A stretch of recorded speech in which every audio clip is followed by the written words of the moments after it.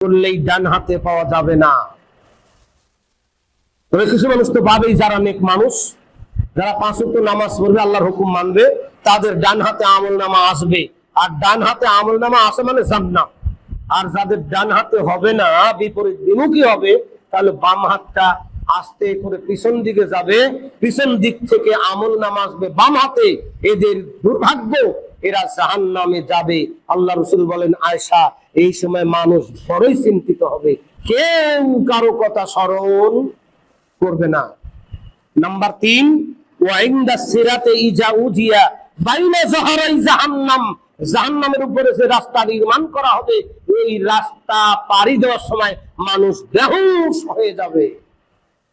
কঠিন ধারালো রাস্তা, ভয়ঙ্কর বিষে জাহান্নাম হা করে জ্বলছে, উপর দিয়ে রাস্তা।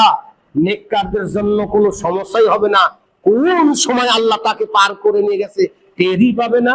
আর জাহান্নামীরা পার হতে গিয়ে ভয়ানক বেকায়দা পড়বে, সামনেও যেতে পারবে না, পিছনেও যেতে পারবে না, কেটে 2 ভাগ হয়ে জাহান্নামের অতল তলে তলিয়ে যাবে। এই সময় মানুষ বড় চিন্তিত হবে, সবচেয়ে বড় চিন্তিত, মানুষ বেহুশ হয়ে যাবে। আল্লাহ রাসূল বলেছেন, এ জায়গায় কেউ কারো কথা স্মরণ করবে না, স্বামী তার স্ত্রীর কথা স্মরণ করবে না, স্ত্রী তার স্বামীর কথা স্মরণ করবে না, মা তার সন্তানের কথা স্মরণ করবে না, সন্তান তার মার কথা স্মরণ করবে না, বাপ তার সন্তানের কথা ভুলে যাবে, সন্তান বাপের কথা ভুলে যাবে, ভাই ভাইয়ের কথা ভুলে যাবে। এ জায়গায় কেউ কারো কথা স্মরণ করবে না। ইয়াউমা ইয়াফিরুল মারউ মিন আখিহি ওয়া উম্মিহি ওয়া আবিহি ওয়া সাহিবাতিহি ওয়া বানি। আল্লাহ বলেছেন কোরআনে, ভাই ভাইকে ভুলে যাবে, হ্যাঁ, এরপরে মা সন্তানকে ভুলে যাবে, বাপ সন্তানকে ভুলে যাবে, কেউ কারো নয়। এই জায়গায় বড় কঠিন জায়গা। সম্মানিত উপস্থিতি, এটা যদি শুনে থাকেন, এটা যদি বুঝে থাকেন, তাহলে খবরদার কারো জমি দখল করবেন না, খবরদার কারো জমি দখল করবেন না, কারো মাথায় বাড়ি দিবেন না, কারো বদনাম করবেন না।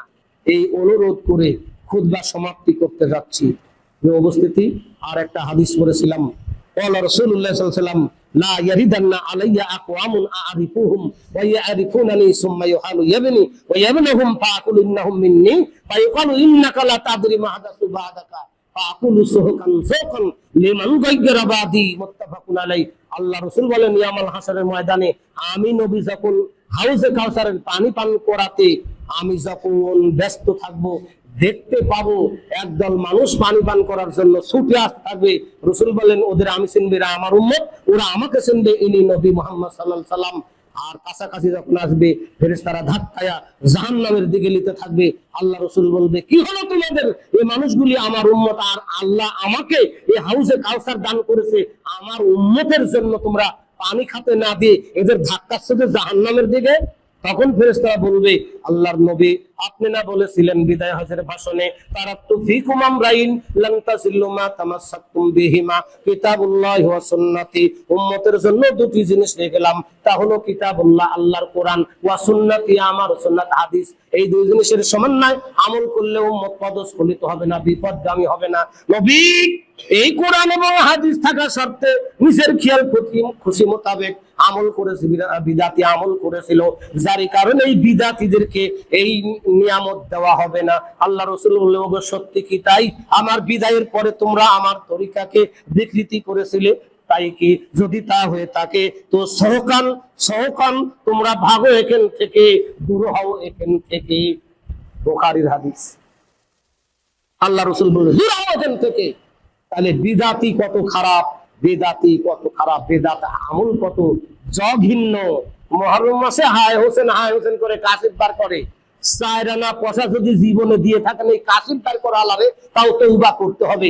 মাজারে যদি একটা টান পাইছিল আগে, ওটাও যদি কোনোদিন দান করে থাকে, টেরা পাই, তাহলে তাকে তওবা করতে হবে, কেননা অন্নাম ছেড়ে।